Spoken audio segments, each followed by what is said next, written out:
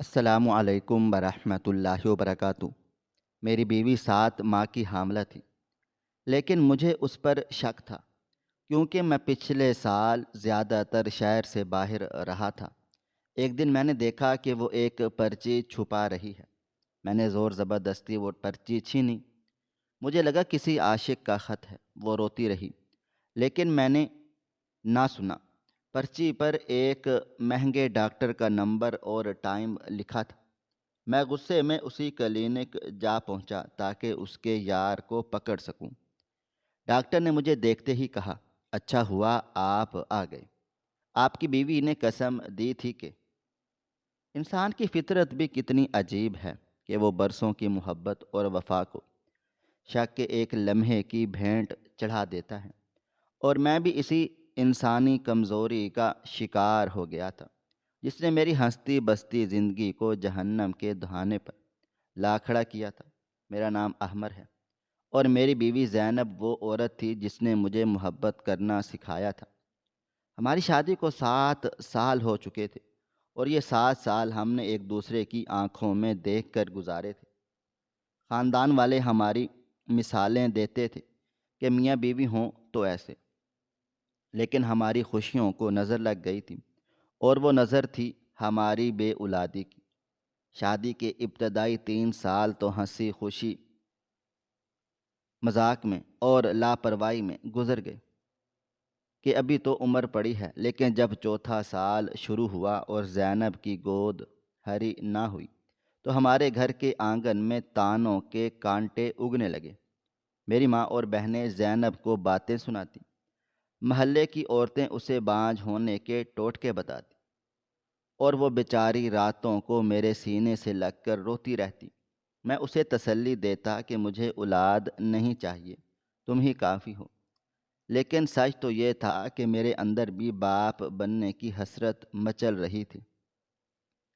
ہم نے ڈاکٹروں کے چکر لگانے شروع کیے، حکیموں کی تلخ دوائیاں کھائیں، پیروں فقیروں کے تعویذ گلے میں لٹکائے، مگر کوئی فائدہ نہ ہوا۔ آخر کار ہم نے شہر کے سب سے بڑے اور مہنگے اسپیشلسٹ کو دکھانے کا فیصلہ کیا۔ ٹیسٹ ہوئے اور جب رپورٹ آئی تو وہ دن میری زندگی کا سیاہ ترین دن تھا۔ ڈاکٹر نے رپورٹ میری میز پر رکھتے ہوئے کہا تھا کہ مسئلہ آپ کی بیوی میں نہیں بلکہ آپ میں ہے احمر صاحب۔ میرے پیروں تلے سے زمین نکل گئی۔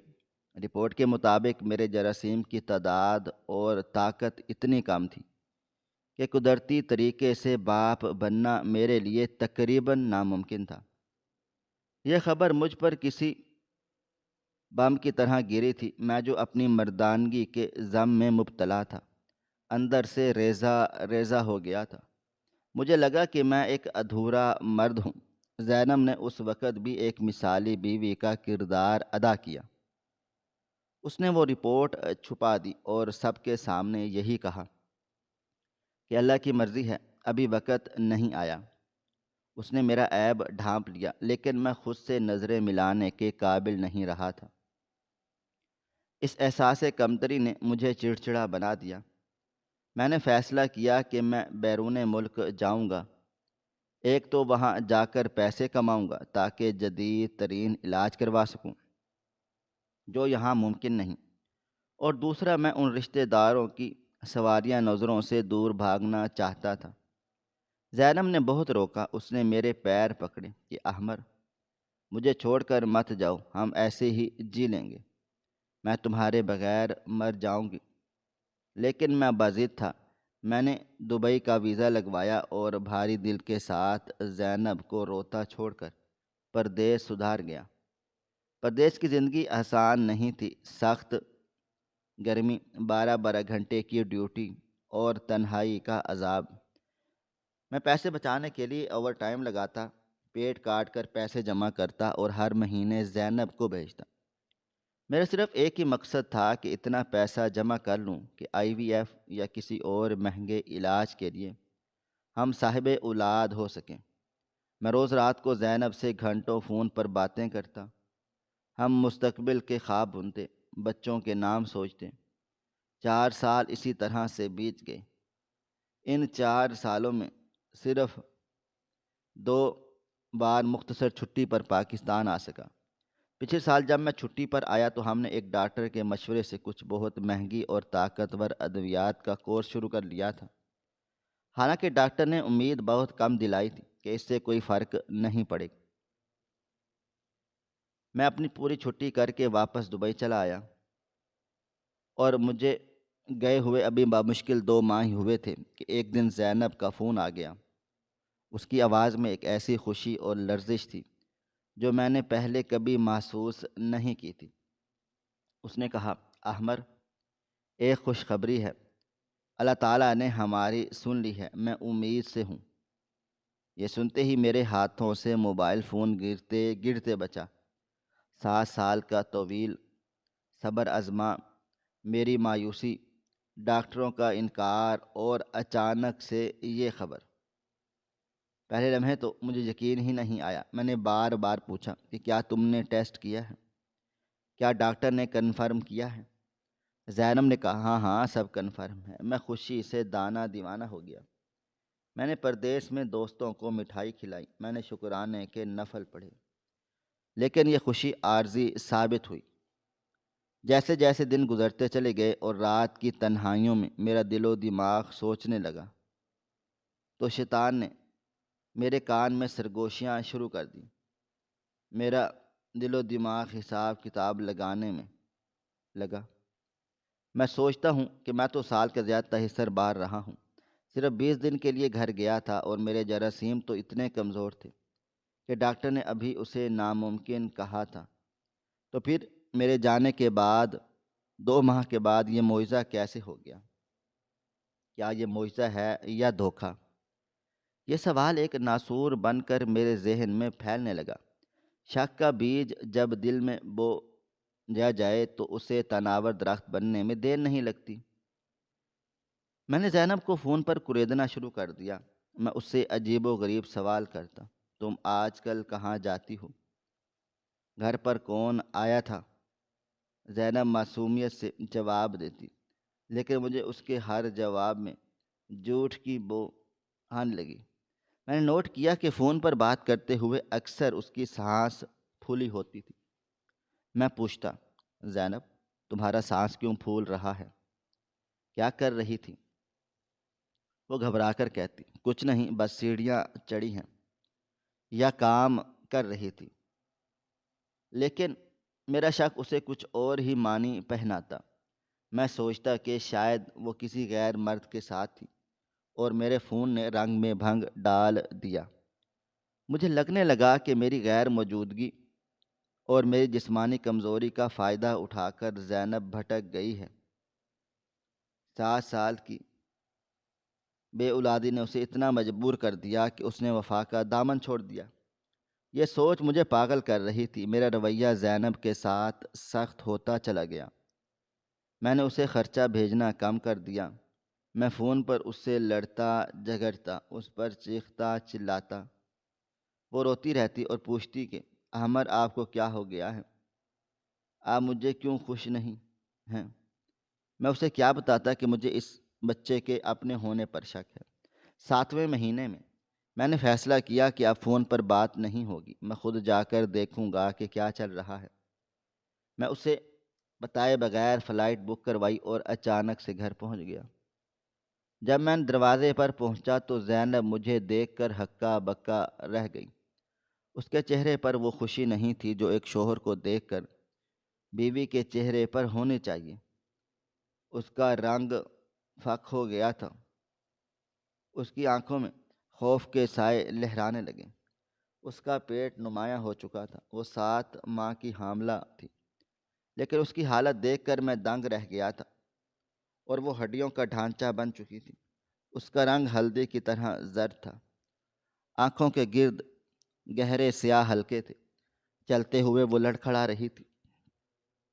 میرے شک نے اس کمزوری کو بھی غلط رنگ دے دیا۔ میں نے سوچا کہ یہ کمزوری گناہ کا بوجھ ہے، یہ چور کی داڑھی میں تنکا ہے، اور وہ ڈر رہی ہے کہ اب اس کا بھانڈا پھوٹ جائے گا۔ میں نے اسے سرد مہری سے گلے سے لگا لیا۔ اس کا جسم بخار کی طرح تپ رہا تھا۔ میں نے تنزیہ پوچھا، کیا بات ہے؟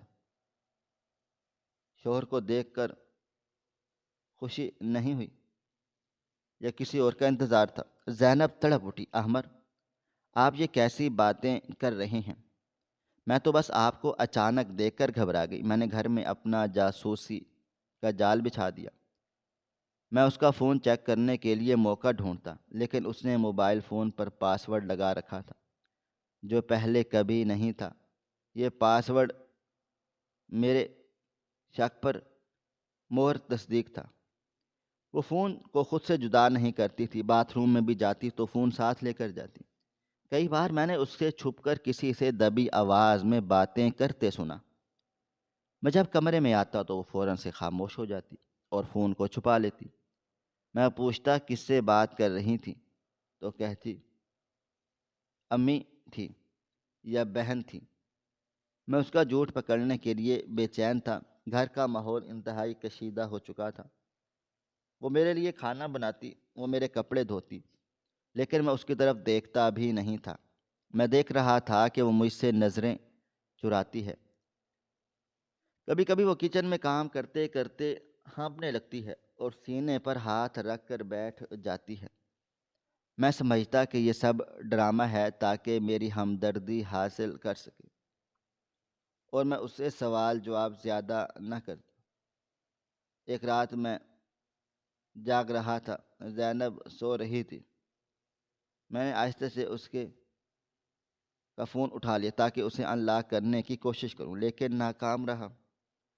مجھے اس وقت اس کے چہرے پر شدید قرب نظر آیا۔ وہ نیند میں بھی کرہا رہی تھی، لیکن میرا دل پتھر کا ہو چکا تھا۔ مجھے لگتا تھا کہ یہ کسی اور کی امانت پیٹ میں لیے گھوم رہی ہے اور مجھے بے وقوف بنا رہی ہے۔ پھر وہ منحوس دوپہر آئی جس نے سب کچھ کھول کر رکھ دیا۔ میں کسی کام سے باہر گیا تھا اور وقت سے پہلے واپس آ گیا۔ جب میں بیڈ روم میں داخل ہوا تو زینب ڈریسنگ ٹیبل کے سامنے کھڑی تھی اور اس کے ہاتھ میں اس کا پرس تھا، اور اس پرس میں سے کچھ نکال کر دیکھ رہی تھی۔ شیشے میں مجھے دیکھتے ہی اس کے ہوش اڑ گئے۔ اس کے ہاتھ کانپ گئے اور وہ ایک سفید کاغذ کا ٹکڑا اس کے ہاتھ سے نیچے گرتے گرتے بچا۔ اس نے بجلی کی تیزی سے وہ پرچی اپنی مٹھی میں بند کی اور دوپٹے کے نیچے چھپا لی۔ اس کی یہ حرکت اتنی مشکوک تھی کہ میرے دل و دماغ میں آگ لگ گئی۔ بس بہت ہو گیا، اب مزید صبر نہیں۔ میں چدے کی طرح اس پر جھپٹا۔ کیا ہے ہاتھ میں؟ دکھاؤ مجھے، میں نے دھاڑتے ہوئے کہا۔ زینب پیچھے ہٹی، اس کا چہرہ خوف سے سفید پڑ گیا۔ کچھ نہیں عامر، کچھ بھی نہیں، جھوٹ مت بولو۔ میں نے دیکھا ہے تم کچھ چھپا رہی ہو، نکالو وہ خط۔ آج میں دیکھوں گا کون ہے جو میرے گھر میں نقب لگا رہا ہے۔ میں نے اس کا بازو مروڑا اور وہ درد سے چیخ چلا اٹھی۔ پلیز احمر، میرا بازو ٹوٹ جائے گا، یہ کوئی خط نہیں ہے، خدا کے لیے مجھ پر شک نہ کریں۔ شک؟ تم نے مجھے شک کرنے پر مجبور کیا ہے۔ 7 مہینے سے تم مجھ سے آنکھیں چرا رہی ہو، پاس ورڈ لگا کر فون رکھتی ہو، اور اب یہ پرچی، نکالو اسے۔ میں اس کے ساتھ گتھم گتھا ہو گیا۔ یہ مسلسل رو رہی تھی وہ، اور مجھے قسمیں دے رہی تھی، احمر مت دیکھیں، آپ پچھتائیں گے، میری جان کی قسم ہے آپ کو۔ لیکن میں اندھا ہو چکا تھا، مجھے لگا وہ پچھتائیں گے، اس لیے کہہ رہی ہے۔ اس میں اس کی بے وفائی کا ثبوت ہے۔ میں نے ایک جھٹکے سے اس کی بند مٹھی کو زبردستی کھولا۔ اس کے ناخنوں سے میرے ہاتھ پر کچھ خراشیں آئیں، لیکن میں کامیاب ہو گیا۔ میں نے وہ مڑی توڑی پرچی اس کے ہاتھ سے چھین لی، اور زینب وہیں قالین پر ڈھیر ہو گئی اور پھوٹ پھوٹ کر رونے لگ گئی تھی، جیسے اس کی دنیا لٹ گئی ہو۔ میں نے فتح مندانہ انداز میں ہانپتے ہوئے اس پرچی کو سیدھا کیا۔ میرے ہاتھ کانپ رہے تھے، میرا دل زور زور سے دھڑک رہا تھا کہ اب کسی جان یا بیبی کا محبت نامہ سامنے آئے گا۔ لیکن جب میں نے پرچی پر نظر ڈالی تو میں شدر رہ گیا۔ وہ کوئی محبت نامہ نہیں تھا، وہ اس کلینک کا ایک اپوائنٹمنٹ لیٹر تھا۔ اس پر سب سے اوپر موٹے حروفوں میں لکھا تھا ہارٹ کیئر سینٹر، اور نیچے ایک ڈاکٹر کا نام تھا، ڈاکٹر شہریار۔ اس کے نیچے آج کی تاریخ اور وقت لکھا تھا 5 PM ارجنٹ۔ میرا دل و دماغ چکر آ گیا۔ ڈاکٹر شہریار، ہارٹ سینٹر، زینب یہاں کیوں جا رہی ہے؟ اور سب سے بڑی بات، اگر یہ ڈاکٹر ہے تو وہ اس سے مجھ سے چھپا کیوں رہی تھی؟ ایک حاملہ عورت گائناکالوجسٹ کے پاس جاتی ہے، ہارٹ اسپیشلسٹ کے پاس کیوں؟ ضرور دال میں کچھ کالا ہے۔ میرے شک نے فوراً سے دوسرا رخ اختیار کر لیا۔ کیا یہ ڈاکٹر شہریار یقیناً ڈاکٹر نہیں ہے، اس کا آشنا ہے، اور یہ کلینک صرف ایک ڈھونگ ہے ملنے کا؟ تبھی تو یہ پرچی جان سے زیادہ عزیز تھی۔ میں نے زمین پر پڑی ہوئی زینب کو حقارہ سے دیکھا۔ ڈاکٹر شہریار، تو یہ ہے تمہارا یار، اس سے ملنے جاتی ہو؟ میں نے پرچی لہرائی۔ زینب نے سسکتے ہوئے سر اٹھا لیا۔ نہیں احمر، وہ ڈاکٹر ہیں میرے دل کا۔ میں نے اسے بولنے کا موقع نہیں دیا۔ بس اپنی بکواس بند کرو، آج میں خود جا کر دیکھوں گا کہ یہ کس قسم کا ڈاکٹر ہے، اور یہ تمہارا کس قسم کا علاج کر رہا ہے۔ میں نے وہ پرچی اپنی جیب میں ٹھونسی اور زینب کو روتا بلکتا چھوڑ کر طوفان کی طرح باہر نکل گیا۔ زینب میرے پیچھے ننگے پاؤں بھاگی۔ احمد رک جائیں، وہاں مت جائیں، سچ جان کر آپ سہ نہیں پائیں گے۔ لیکن میں نے مڑ کر نہیں دیکھا، کیونکہ میں فیصلہ کر چکا تھا کہ آج اس کھیل کا ڈراپ سین ہو کر رہے گا۔ گھر کے مرکزی دروازے کو اپنے پیچھے زوردار دھماکے سے بند کرتے ہوئے میں باہر نکلا تو میرا وجود غصے اور نفرت کی وجہ سے لرز رہا تھا۔ میرے ہاتھوں میں ابھی تک زینب کی کلائی کی نرمی اور وہ مزاحمت محسوس ہو رہی تھی جو اس نے مجھ سے وہ پرچی چھپانے کے لیے کی تھی۔ میں نے اپنے موٹر سائیکل کی چابی جیب سے نکالی، اور مگر میرے ہاتھ اس قدر کانپ رہے تھے کہ چابی سوراخ میں لگنے کا نام ہی نہیں لے رہی۔ میرے دل و دماغ میں ہزاروں بگولے گھوم پھر رہے تھے، اور ہر بگولہ زینب کی بے وفائی کی داستان سنا رہا تھا۔ آخر کار میں نے بائک سٹارٹ کی اور ایکسیلیٹر کو پورے طاقت سے گھما دیا۔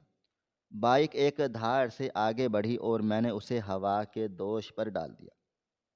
دوپہر کی کڑی دھوپ اور لو کے تھپیڑے میرے چہرے سے ٹکرا رہے تھے، مگر میرے اندر لگی ہوئی شک کی آگ کے سامنے یہ گرمی کچھ بھی نہیں تھی۔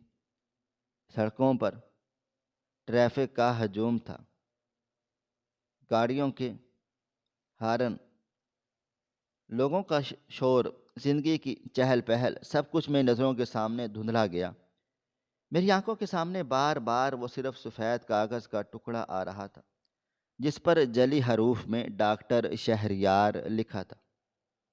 میں خود سے باتیں کر رہا تھا، خود کو کوس رہا تھا۔ میں سوچ رہا تھا کہ احمر تم کتنے بڑے بے وقوف ہو۔ تم 7 سمندر باہر صحراؤں میں گزار دیے اور اپنا خون پسینہ ایک کرتے رہے تاکہ اپنی بیوی کو خوشیاں دے سکیں، اور یہاں تمہاری پیٹھ پیچھے کیا کھیل کھیلا جا رہا تھا۔ میرا دل و دماغ مجھے بار بار کہہ رہا تھا کہ وہ ڈاکٹر نہیں ہے، اس کا آشنا ہے، اور وہ کلینک ملاقات کا بہانہ ہے، ورنہ ایک حاملہ عورت کو ہارٹ اسپیشلسٹ کے پاس جانے کی کیا ضرورت ہے؟ اور اگر ضرورت ہوتی پھر تو اس نے مجھ سے چھپایا کیوں؟ انسان جب شک میں مبتلا ہو جاتا ہے تو وہ ہر دلیل کو اپنے شک کی تقویت کے لیے استعمال کرتا ہے۔ میں بھی یہی سب کچھ کر رہا تھا۔ میں زینب کے ہر آنسو کو مگر مچھ کے آنسو سمجھ رہا تھا، اس کی ہر خاموشی کو رضامندی اور اس کی کمزوری کو گناہ کا خوف سمجھ رہا تھا۔ میں نے راستے میں ہی فیصلہ کر لیا تھا کہ آج میں ہر لحاظ ساری حدیں عبور کر دوں گا، لیکن اس کا نام نہاد ڈاکٹر شہریار کلینک میں ہنگامہ برپا کر دے گا، تاکہ دنیا دیکھے گی کہ ایک شریف شوہر کے ساتھ کیسا دھوکہ ہوا ہے۔ میرا خون کھول رہا تھا کہ جس اولاد کی خاطر میں نے در در کی ٹھوکریں کھائیں، جس کے لیے میں نے اپنی مردانگی کے طعنے سہے، وہ اولاد شاید میری ہے ہی نہیں۔ یہ سوچ مجھے اندر سکھائے جا رہی کہ میں نے کسی اور کے خون کو اپنا نام دینے کی خوشی منائی۔ غصے اور جنون کی اس کیفیت میں مجھے راستے کی طوالت کا احساس ہی نہ ہوا۔ میں اس خطرناک سکٹس مارتے ہوئے، سگنلز توڑتے ہوئے، آدھے راستے گھنٹے کا راستہ پورے 10 منٹ میں طے کیا اور شہر کے اس پوش علاقے میں پہنچ گیا جہاں امرا کی رہائش گاہیں اور مہنگے کلینکس تھے۔ وہ پرچی میری جیب میں کسی انگارے کی طرح دہک رہی تھی۔ آخر کار میں اس عمارت کے سامنے جا پہنچا جس کا پتہ پرچی پر درج تھا۔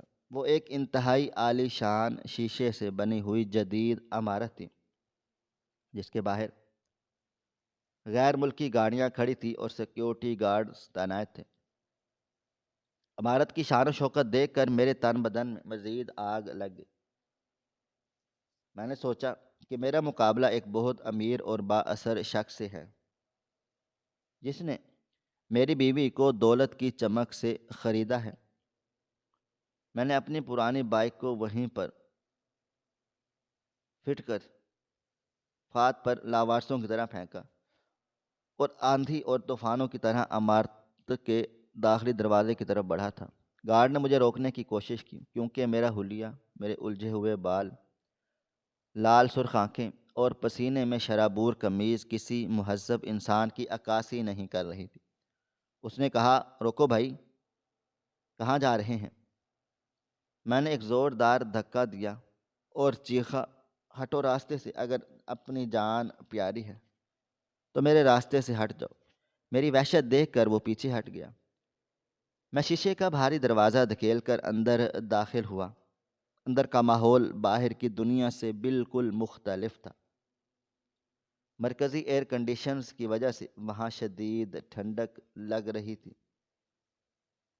اور ہلکی سی موسیقی بج رہی تھی، اور استقبالیہ پر بیٹھی ہوئی ماڈرن لڑکیاں اور ویٹنگ ایریا میں بیٹھے ہوئے امیر کبیر مریض اپنی اپنی باری کا انتظار کر رہے تھے۔ میرے اچانک اور دھماکے دار داخلے نے وہاں موجود ہر شخص کو چونکا دیا۔ سب کی نظریں مجھ پر جم گئیں لیکن مجھے کسی کی پرواہ نہیں تھی۔ میں سیدھا استقبالیہ کاؤنٹر پر گیا اور جیب سے وہ مڑی توڑی پرچی نکال کر سنگ مرمر کی میز پر پٹخ دی۔ کاؤنٹر پر بیٹھی لڑکی ڈر کے مارے پیچھے ہٹ گئی۔ میں نے میز پر مکہ مارا اور گرجدار آواز میں پوچھا، ڈاکٹر شہریار کہاں ہیں؟ مجھے ابھی اور اسی وقت ان سے ملنا ہے۔ لڑکی نے ہکلاتے ہوئے کہا، سر کیا آپ کی اپوائنٹمنٹ ہے؟ ڈاکٹر صاحب ابھی مریض دیکھ رہے ہیں۔ میں نے دانت پیستے ہوئے کہا، میری اپوائنٹمنٹ موٹ کے ساتھ ہے۔ مجھے مت سکھاؤ کہ کیا کرنا ہے، بتاؤ کون سا کمرہ ہے، ورنہ میں یہاں سب کچھ توڑ پھوڑ دوں گا۔ لڑکی نے میری آنکھوں میں خون اترتے ہوئے دیکھا تو اس کی ہمت جواب دے گئی۔ اس نے کامتی انگلی سے سامنے والے ایک بڑے دروازے کی طرف اشارہ کر دیا جس پر پتل کی تختی لگی ہوئی تھی، professor doctor Shahryar, chief consultant cardiologist. میں نے ایک لمحہ ضائع کیے بغیر اس دروازے کے اندر داخل ہوا تھا، قدم بڑھا دیے۔ میرے جوتوں کی آواز فرش پر گونج رہی تھی۔ میرا دل سینے سے باہر آنے کو تھا۔ میں تیار تھا کہ اندر کوئی نوجوان رنگین مزاج شخص بیٹھا ہوگا جسے دیکھ کر میں اپنا ضبط کھو بیٹھوں گا۔ میں نے دروازے کو نو کیے بغیر پوری طاقت سے دھکا دے کر بولا، کھول گیا اور اندر داخل ہو گیا۔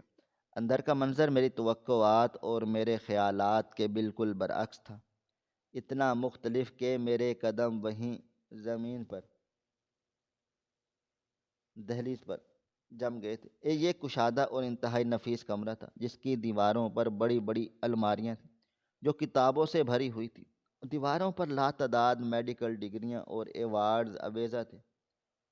کمرے کے وسط میں ایک بڑی سی میز تھی اور اس کے پیچھے ایک بہت بڑی کرسی پر ایک نہایت سنجیدہ، باوقار اور بزرگ شخص براجمان تھا، اور ان کے سر کے بال دودھ کی طرح سفید تھے۔ چہرے پر تجربے اور بزرگی کی لکیریں تھیں، اور آنکھوں پر موٹے شیشوں والی اینک لگی ہوئی تھی۔ وہ بڑی انہماک سے کسی مریض کی فائل کو مطالعہ کر رہے تھے۔ میرے اس طرح طوفان کی طرح اندر گھسنے پر انہوں نے چونک کر سر اٹھایا تھا اور اینک کے اوپر سے مجھے دیکھا۔ ان کی عمر کم از کم 65-70 سال ہوگی۔ ان کا نورانی چہرہ اور باوقار شخصیت دیکھ کر میرا وہ غصہ جو کسی نوجوان عاشق کے لیے تھا، ایک لمحے کے لیے ٹھٹک کر رہ گیا تھا۔ میرے ذہن میں ایک شدید جھٹکا لگا۔ کیا ڈاکٹر آپ شہریار ہیں؟ کیا زینب ان سے ملنے آتی تھی؟ میرا غصہ کنفیوژن اور شرمندگی میں بدلنے لگا، لیکن پھر شک نے سر اٹھایا کہ ہو سکتا ہے کوئی یہ ڈھونگ ہو۔ میں وہیں کھڑا ہانپ رہا تھا۔ ڈاکٹر صاحب نے مجھے دیکھا۔ ان کے چہرے پر خوف یا غصہ نہیں آیا، بلکہ ایک عجیب سی شناسا مسکراہٹ اور گہری سنجیدگی ابھری۔ انہوں نے اطمینان سے قلم میز پر رکھا، فائل بند کی اور کرسی سے ٹیگ لگا کر مجھے سر سے پاؤں تک دیکھا۔ ان کی نگاہوں میں ایسے سکون تھا کہ جس نے میری بے چینی کو مزید بڑھا دیا۔ میں بھی کچھ بولنے ہی والا تھا، میرے لبوں پر گالی مچل رہی تھی۔ میں پوچھنا چاہتا تھا کہ میری جوان بیوی کا تم سے کیا تعلق ہے، لیکن اس سے پہلے کہ میں کوئی بدتمیزی کرتا، ڈاکٹر شہریار نے وہ جملہ کہا جس نے میرے وجود کی بنیادیں ہلا کر رکھ ڈالیں اور وہ میرے پیروں تلے سے زمین کھینچ لی۔ انہوں نے اپنی بھاری اور دھیمی آواز میں کہا، آئیں احمد صاحب، تشریف رکھیے۔ اچھا ہوا آپ خود آ گئے ہیں، میں بھی آپ کا ہی انتظار کر رہا تھا۔ قدرت کے فیصلے بھی عجیب ہوتے ہیں۔ آپ کی بیوی زینب نے مجھے قرآن پاک کی قسم دی تھی، میرے پیر پکڑ کر وعدہ لیا تھا کہ میں آپ کو اس کی حالت کے بارے میں کبھی نہ بتاؤں۔ لیکن اب جب آپ خود یہاں پہنچ گئے ہیں تو شاید یہی اللہ تعالیٰ کی مرضی ہے کہ پردہ اٹھ جائے اور سچ سامنے آ جائے۔ میرا نام ان کی زبان سے سن کر اور ان کے لہجے کی سنجیدگی دیکھ کر مجھے لگا کہ جیسے میرے جسم سے سارا خون نچوڑ لیا گیا ہو۔ میرا غصہ جھاگ کی طرح بیٹھ گیا تھا اور اس کی جگہ ایک انجان خوف اور نامعلوم خوف نے لی۔ میرے ہاتھ پاؤں ٹھنڈے پڑ گئے۔ میں لڑکھڑاتے ہوئے قریب پڑی کرسی پر گر سا گیا۔ میرا گلا خشک ہو گیا تھا۔ میں نے بامشکل تھوک نگلا اور دبی ہوئی آواز میں پوچھا، آپ مجھے کیسے جانتے ہیں؟ اور زینب نے کیا قسم دی تھی؟ کیا وہ بے وفا ہے؟ میرے منہ سے یہ لفظ بے اختیار نکلا۔ ڈاکٹر شہریار کے چہرے پر ایک دکھ بھری اور افسردہ مسکراہٹ ابھر آئی۔ وہ اپنی جگہ سے اٹھے، میز کے گرد گھوم کر میرے پاس چلے آئے اور ایک شفیق باپ کی طرح میرے کندھے پر ہاتھ رکھا۔ ان کا لمس بہت تسلی دینے والا تھا۔ انہوں نے کہا، احمد صاحب، بے وفائی؟ آپ کس دنیا میں جی رہے ہیں؟ آپ کی بیوی تو وفا اور اثار کی وہ دیوی ہے جس کی مثال اس خود غرض زمانے میں ڈھونڈنے سے بھی نہیں ملتی۔ آپ شاید نہیں جانتے، اور جان بھی کیسے سکتے ہیں جب اس نے اپنی زبان ہی سیلی تھی، کہ آپ کی بیوی پچھلے 5 ماہ سے موت کے ساتھ آنکھ مچولی کھیل رہی ہے۔ وہ اپنی زندگی کی جنگ لڑ رہی ہے تاکہ آپ کی خوش زندہ رہ سکے۔ وہ ایک انتہائی خطرناک اور جان لیوا دل کے عارضے میں مبتلا ہے جسے طبی اصطلاح میں پیری پارٹم کارڈیوماتیوپیتھی کہتے ہیں۔ یہ دل کی ایک ایسی نایاب بیماری ہے جو صرف حمل کے دوران یا اس کے فوراً بعد ہو جاتی ہے۔ اس بیماری میں دل کے پٹھے اتنے کمزور اور ڈھیلے ہو جاتے ہیں کہ وہ خون پمپ کرنے کی صلاحیت کو کھو بیٹھتے ہیں۔ آپ کی بیوی کا دل اس وقت ایک غبارے کی طرح پھیل چکا ہے۔ وہ صرف 20% کام کر رہا ہے، یعنی وہ کسی بھی لمحے فیل ہو سکتا ہے۔ مجھے لگا تھا کہ جیسے کمرے میں کی چھت مجھ پر آن گری ہو۔ میرے کانوں میں سائیں سائیں ہونے لگی۔ کیا؟ دل کی بیماری؟ لیکن اسے تو کبھی دل کا مسئلہ تھا ہی نہیں، وہ تو بالکل ٹھیک ٹھاک تھی۔ اور یہ حمل؟ میں ہکلایا۔ الفاظ میرے حلق میں اٹک رہے تھے۔ ڈاکٹر صاحب واپس اپنی سیٹ پر بیٹھ گئے اور میز پر سے ایک ایکس رے اور موٹی سی فائل نکال کر اٹھا کر میرے سامنے رکھ دی۔ انہوں نے ایکس رے لائٹ باکس پر لگایا اور مجھے دکھایا۔ دیکھیں یہ اس کا دل ہے۔ یہ نارمل سائز سے 1.5 گنا بڑا ہو چکا ہے۔ پھیپھڑوں میں پانی بھر رہا ہے۔ جب وہ حمل کے 3 مہینے میں پہلی بار میرے پاس آئی تھیں تب ہی ان کی حالت بہت تشویشناک تھی۔ ان کا سانس پھول رہا تھا، پاؤں سوجے ہوئے تھے۔ میں نے اور ان کی گائناکالوجسٹ نے ٹیسٹ رپورٹس دیکھنے کے بعد انہیں واضح، صاف اور سخت الفاظ میں بتا دیا تھا کہ ان کا دل اس بچے کی نشو و نما اور پیدائش کا بوجھ برداشت نہیں کر سکتا۔ حمل جاری رکھنا ان کے لیے خودکشی کے مترادف ہے۔ ہم نے انہیں مشورہ دیا تھا کہ وہ فوراً سے استعداد حمل کروا لیں، بچہ ضائع ہو کر دیں تاکہ ان کی اپنی جان بچ سکے۔ میڈیکل سائنس کے مطابق ایسی حالت میں ماں کے بچنے کے امکانات بہت کم ہوتے ہیں۔ میں بت بنا پتھر کی مورتی کی طرح بیٹھا یہ سب کچھ سن رہا تھا۔ میری آنکھوں کے سامنے اندھیرا چھانے لگا تھا اور میرا ضمیر مجھے کوڑے مار رہا تھا۔ میں نے کانپتے ہوئے ہونٹوں سے پوچھا، تو پھر انہوں نے ابارشن کیوں نہیں کروایا؟ انہوں نے مجھے کیوں نہیں بتایا؟ ڈاکٹر شہریار کی آنکھیں نم ہو گئیں۔ انہوں نے اپنی اینک اتار کر میز پر رکھی اور میری آنکھوں میں جھانکتے ہوئے کہا، یہی تو وہ بات ہے جو آپ کو جاننی چاہیے احمد صاحب، اور یہی وہ راز ہے جو آپ کے شک کے تابوت میں آخری کیل ثابت ہوگا۔ جب میں نے انہیں کہا کہ بچہ گرا دو ورنہ تم مر جاؤ گی، تو وہ میرے سامنے زمین پر بیٹھ گئے۔ انہوں نے میرے پیر پکڑ لیے اور پھوٹ پھوٹ کر رونے لگیں۔ انہوں نے مجھ سے کہا کہ ڈاکٹر صاحب آپ نہیں جانتے میرے شوہر میں کمی ہے۔ ان کے جراثیم قدرتی طور پر بہت زیادہ کمزور اور کم ہیں۔ بڑے بڑے ڈاکٹروں نے ہمیں جواب دے دیا تھا۔ انہوں نے کہا تھا کہ احمد کبھی قدرتی طریقے سے باپ نہیں بن سکتے۔ ہم نے اس ایک امید کے لیے 7 سال کا انتظار کیا ہے، رو رو کر اللہ تعالیٰ سے دعائیں مانگی ہیں۔ یہ بچہ ایک معجزہ ہے، یہ اللہ تعالیٰ کی طرف سے ایک انعام ہے۔ اگر میں نے اپنی جان کی بازی بچانے کے لیے اس بچے کو ضائع کروا دیا تو میرے شوہر کی آخری امید بھی ختم ہو جائے گی۔ شاید وہ پھر کبھی باپ بننے کا سکھ نہ پا سکیں گے۔ میں اپنی جان دے سکتی ہوں، میں مر سکتی ہوں، لیکن اپنے شوہر کی خوشی کا گلا نہیں گھونٹ سکتی۔ میں ان کو یہ احساس نہیں دلانا چاہتی کہ وہ بانجھ ہیں۔ انہوں نے مجھے اللہ اور رسول کا واسطہ دیا ہے، مجھے قرآن پاک کی قسم دی ہے کہ میں آپ کو ان کی بیماری کے بارے میں ایک لفظ بھی نہ بتاؤں۔ وہ کہتی تھی کہ آپ پردیس میں اکیلے رہے ہیں، اکیلے بھی ہیں۔ اگر آپ کو پتہ چلا کہ میری جان کو خطرہ ہے تو آپ فوراً سے بچہ ضائع کروا دیں گے۔ اور وہ چاہتی تھی کہ بچہ ہر حال میں دنیا میں آ جائے، چاہے اس کے بدلے میں اس کی جان ہی کیوں نہ چلی جائے۔ وہ پچھلے 5 مہینوں سے چھپ چھپ کر میرے پاس آتی رہیں، اپنے زیور بیچ کر، اپنی کمیٹیاں توڑ کر مہنگی دوائیاں خریدتی رہیں۔ وہ اپنی تکلیف، اپنا درد، اپنی اکھڑتی ہوئی سانسیں سب آپ سے چھپاتی رہیں۔ وہ جو فون پر آپ سے بات نہیں کرتی تھی یا بات کرتے ہوئے ہامتی تھی اور فون کاٹ دیتی تھی،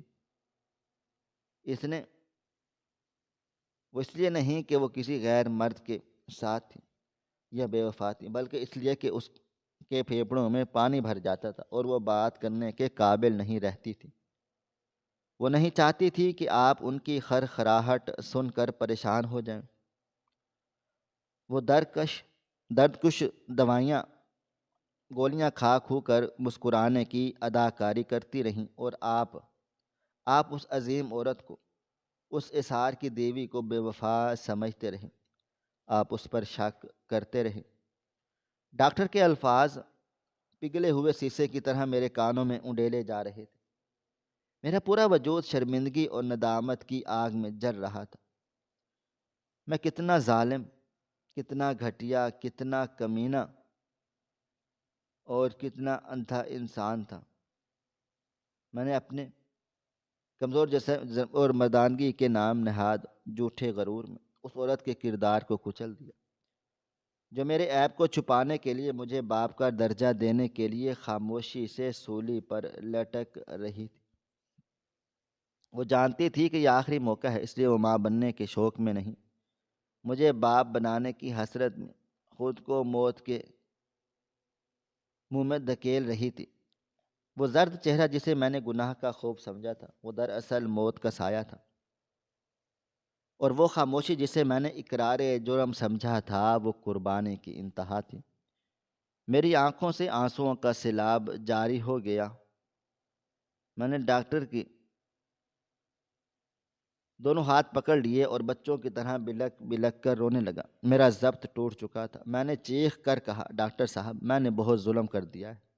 میں نے اسے مارا پیٹا، میں نے اس کا دل دکھایا جو پہلے ہی ٹوٹ رہا تھا۔ میں قاتل ہوں اپنی بیوی کا، خدا کے لیے اسے بچا لیں۔ مجھے بچہ نہیں چاہیے، مجھے کوئی بھی اولاد نہیں چاہیے، مجھے صرف اور صرف زینب چاہیے۔ میں اس کے بغیر نہیں جی سکتا۔ میں اسے ابھی لے کر آتا ہوں، ہم یہ بچہ گرا دیں گے، میں اسے اپنے ہاتھوں سے مار دوں گا، لیکن زینب کو کچھ بھی نہیں ہونا چاہیے۔ ڈاکٹر صاحب نے مجھے اٹھایا اور مجھے پانی کا گلاس دیا اور سختی سے کہا، حوصلہ کریں احمد صاحب، خود کو سنبھالیں، اب جذباتی ہونے کا وقت نہیں ہے، اب بہت دیر ہو چکی ہے۔ 7 ماہ کا حمل ہے، بچہ پوری طرح بن چکا ہے، اب استقاط حمل بھی اتنا ہی خطرناک ہے جتنی کہ پیدائش۔ اب ہم واپسی کا راستہ اختیار نہیں کر سکتے۔ میں اسے آج رات ایمرجنسی میں اس لیے بلایا تھا کہ اس کی حالت تیز سے بگڑ رہی تھی، اس کا بلڈ پریشر خطرناک حد تک بڑھ رہا تھا۔ آپ فوراً سے گھر جائیں اور اسے پیار سے بنا ڈرائے دھمکائے یہاں لے کر آ جائیں۔ ہمارے پاس وقت بہت کم ہے، شاید کچھ گھنٹے یا شاید چند دن۔ ہم پوری کوشش کریں گے کہ ماں اور بچے دونوں کو بچا سکیں، لیکن زندگی اور موت اللہ تعالیٰ کے ہاتھ میں ہے۔ اب صرف دعا کام کر سکتی ہے۔ میں وہاں سے دیوانہ وار بھاگا، کلینک کی سیڑھیاں اترتے ہوئے میں بار بار گرتے گرتے بچا۔ میری آنکھوں کے سامنے اندھیرا چھانے لگا، اور واپسی کا سفر میری زندگی کا سب سے طویل، سب سے خوفناک اور اذیت ناک سفر تھا۔ بائک چلاتے ہوئے میں چیخ چیخ کر اللہ سے معافی مانگ رہا تھا۔ مجھے ہر پل یہ خوف کھائے جا رہا تھا کہ کہیں میں نے دیر نہ کر دی ہو، کہیں میری بدگمانی اور سخت باتوں نے اس کے کمزور دل کو ہمیشہ کے لیے بند نہ کر دیا ہو۔ میں نے راستے میں سوچا کہ اگر اسے کچھ ہو گیا تو میں خودکشی کر لوں گا۔ میں گھر پہنچا تو دروازہ کھلا ہوا تھا۔ گھر میں ایک عجیب سی منحوس ویرانی چھائی ہوئی تھی۔ میں بھاگتا ہوا بیڈ روم میں گیا، وہاں کا منظر دیکھ میرا دل پھٹ گیا، میری روح کانپ اٹھی۔ زینب جے نماز پر اوندھے منہ گری پڑی تھی۔ وہ شاید نماز پڑھتے پڑھتے یا دعا مانگتے مانگتے بے ہوش ہو گئی۔ اس کا دوپٹہ بکھرا ہوا تھا۔ میں نے چیخ کر اسے اٹھایا، زینب، زینب آنکھیں کھولو۔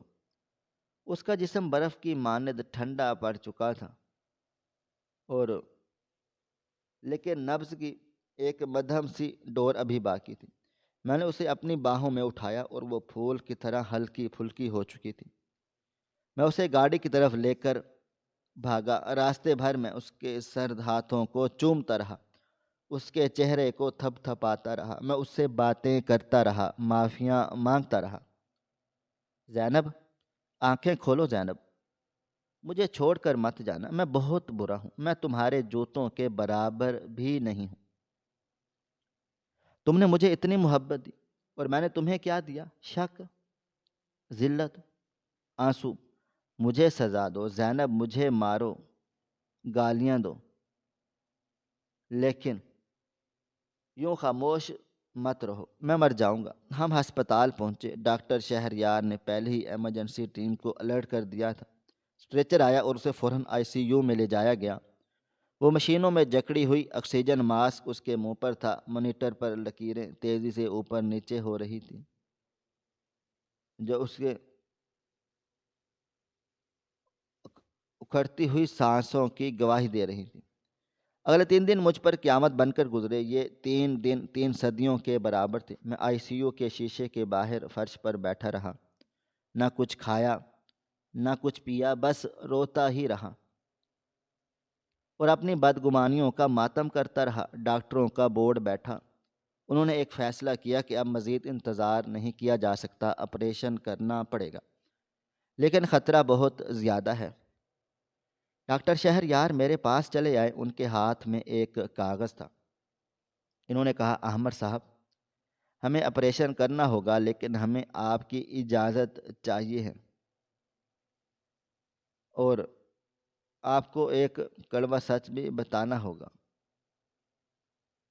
کہ آپریشن کے دوران ایسی صورتحال پیدا ہو سکتی ہے کہ ہمیں ماں یا بچہ کسی ایک کو بچانے کا انتخاب کرنا پڑے گا۔ آپ کسے بچانا چاہیں گے؟ میں نے ان کے پیروں میں پکڑ لیے۔ ارے، میں نے چیخ کر کہا، میری بیوی تو بچا لیں، مجھے بچہ نہیں چاہیے، وہ بچہ منحوس ہے، اس نے میری زینب کی یہ حالت کی ہے، مجھے صرف میری زینب چاہیے۔ میں نے روتے ہوئے کاغذ پر لکھ دیا، میری بیوی کی زندگی میری ترجیح ہے۔ آپریشن کے دن میں ہسپتال کی مسجد میں سجدے میں پڑا رہا۔ میں نے اللہ تعالیٰ سے سودا کیا۔ میں نے گڑ گڑا کر کہا، یا اللہ، میری جان لے لے، میری اولاد بھی لے لے، میری ساری دھن دولت خوشیاں لے لے، بس میری زینب کو زندگی میں کوئی اذیت نہ دے۔ میں وعدہ کرتا ہوں کہ میں اسے کبھی دکھ بھی نہیں دوں گا، میں ساری زندگی اس کی غلامی کروں گا۔ وہ گھڑیاں کتنی بھاری تھیں میں بیان نہیں کر سکتا۔ باہر آسمان پر بادل گرج رہے تھے اور اندر میری زندگی کا فیصلہ ہو رہا تھا کہ گھنٹوں کی طویل اعصاب شکن اور جان لیوا خاموشی کے بعد آپریشن تھیٹر کا دروازہ کھلا۔ ایک نرس باہر آئی اور اس کے ہاتھوں میں ایک سفید کپڑے میں لپٹا ہوا چھوٹا سا وجود تھا۔ وہ مسکرا رہی، مبارک ہو بیٹا، ہوا ہے، بہت ہی خوبصورت اور صحت مند ہے۔ میں نے بچے کی طرف آنکھ اٹھا کر بھی نہیں دیکھا، میں نے اسے گود میں لینے کے لیے ہاتھ نہیں بڑھائے۔ میں بھاگ کر شہر یار ڈاکٹر کی طرف لپکا تھا جو اپنے ماسک اتار رہے تھے، اور میں نے اس کا گریبان پکڑ لیا۔ میری آنکھوں میں اب وحشت تھی۔ میری زینب کہاں ہے؟ وہ زندہ ہے نا؟ بولو ڈاکٹر۔ ڈاکٹر شہریار کے چہرے پر شدید تھکاوٹ تھی، پسینہ ان کے ماتھے سے بہہ رہا تھا، لیکن ان کے لبوں پر ایک فاتحانہ مسکراہٹ تھی۔ انہوں نے میرے ہاتھ تھام لیے اور کہا، احمد صاحب، مبارک ہو، محبت جیت گئی اور موت ہار گئی۔ آپ کی بیوی کا دل بہت زیادہ کمزور تھا میڈیکل سائنس کے حساب سے، لیکن اسے اب تک ختم ہو جانا چاہیے تھا، لیکن اس کا اندازہ ہی لیٹ ہوا ہے۔ محبت اتنی مضبوط تھی کہ اس نے موت کے فرشتے کو خالی ہاتھ واپس بھجوا دیا۔ وہ خطرے سے باہر ہے، اسے ہوش آ رہا ہے، اس کے دل نے آخری وقت میں موزانہ طور پر کام کیا ہے۔ یہ سنتے ہی میں وہیں گھٹنوں کے بل بیٹھ گیا اور پھوٹ پھوٹ کر رویا۔ یہ خوشی کے آنسو تھے، یہ تشکر کے آنسو تھے۔ میں دیوانہ وار آئی سی یو کی طرف بھاگا۔ نرسوں نے مجھے روکنا چاہا، لیکن ڈاکٹر نے اشارے سے مجھے منع کر دیا تھا کہ میں اندر چلا گیا۔ زینب بیڈ پر لیٹی ہوئی تھی، بے حد کمزور، رنگ بالکل سفید، نالیوں اور تاروں میں جکڑی ہوئی، لیکن اس کی آنکھیں کھلی تھیں اور ان میں وہی پرانی چمک تھی۔ میں اس کے قدموں میں گر گیا۔ اور میں نے اس کے ٹھنڈے پاؤں اپنے گرم آنسوؤں سے دھو ڈالے۔ میں ہچکیوں کے ساتھ رو رہا تھا۔ مجھے معاف کر دو زینب، میں تمہارے قابل نہیں ہوں، میں مجرم ہوں تمہارا۔ زینب نے بڑی مشکلوں سے اپنا کمزور ہاتھ اٹھایا اور میرے سر پر رکھا۔ اس نے آکسیجن ماسک کے پیچھے سے دھیرے سے کچھ مسکرانے کی کوشش کی۔ اس کی آواز بہت مدھم تھی، سرگوشی جیسی۔ احمر، آپ کیوں رو رہے ہیں؟ آپ کو پتہ چل گیا نا؟ یہ آپ کا بیٹا ہے۔ احمر، یہ آپ کی نشانی ہے۔ میں نے اپنا وعدہ پورا کر دیا۔ میں نے اٹھ کر اس کا ہاتھ چوم لیا، اس کے چہرے کو اپنے ہاتھوں میں لے لیا۔ یہ بیٹا نہیں ہے، یہ تمہاری زندگی ہے جو تم نے مجھے دوبارہ دی ہے۔ تم پاگل ہو زینب، تم نے بھی ایسا کیوں کیا؟ اس نے میری آنکھوں میں دیکھا اور کہا، کیونکہ آپ کی خوشی مجھے اپنی جان سے زیادہ عزیز تھی۔ میں آپ کو ادھورا نہیں دیکھ سکتی تھی۔ اسی لمحے نرس بچے کو لے کر آئی اور زینب کے پہلو میں لٹا دیا۔ میں نے پہلی بار اپنے بیٹے کو دیکھا۔ وہ بالکل میرے جیسا تھا، لیکن اس کی آنکھیں زینب کے جیسی تھیں۔ میں نے ان دونوں کو اپنی باہوں میں بھر لیا اور اس دن مجھے احساس ہوا کہ عورت صرف گوشت پوست کا نام نہیں بلکہ اثار، وفا اور قربانی کا دوسرا نام ہے۔ وہ اپنے شوہر کی خاموشیوں کو اپنے آنچل میں چھپا لیتی ہے، اس کے عیبوں پر پردہ ڈالتی ہے اور بدلے میں اپنی جان تک داؤ پر لگا دیتی ہے۔ وہ پرچی جسے میں بے وفائی کا ثبوت سمجھ رہا تھا، وہ دراصل میری زندگی کی ضمانت تھی۔ وہ میری عزت اور وقار کا پروانہ تھی، اور وہ راز جو آخر میں کھلا، اس نے مجھے ہمیشہ کے لیے زینب کی محبت کا مقروض کر دیا۔ میں نے اپنی شک کی آنکھیں ہمیشہ ہمیشہ کے لیے بند کر لیں اور یقین کی آنکھیں کھول لیں، اور جان لیا کہ سچی محبت وہی ہے جو آپ کی ذات سے شروع ہو کر دوسرے کی ذات پر ختم ہو جائے۔ آج میں ایک باپ بھی تھا اور ایک شوہر بھی، لیکن سب سے بڑھ کر میں ایک شرمندہ انسان تھا جسے اس کی بیوی نے معاف کر کے دیوتا بنا دیا تھا۔ ناظرین، آپ کو ہماری آج کی کہانی کیسی لگی؟ کومنٹ باکس میں اپنی رائے کا اظہار ضرور کریں۔